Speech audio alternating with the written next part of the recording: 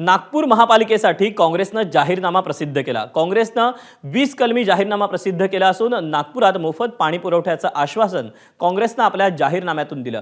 500 चौरस फुटांपर्यंतच्या घरांसाठी मालमत्ता करमाफ करणार असून नागपुरात काँग्रेसनं मोफत शहर बस सेवेचंही आश्वासन आपल्या जाहीरनाम्यातून दिलं आहे।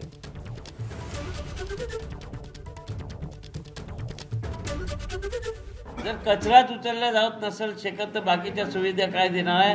म्हणून काँग्रेस पक्षानं एक जाहीरनामा काढला आहे की जर आम्ही या निवडणुकीमध्ये निवडून आलो तर या जाहीरनाम्यात दिलेली वचनपूर्ती आम्ही करणार आहोत। एबीपी माझा, उघडा डोळे बघा नीट।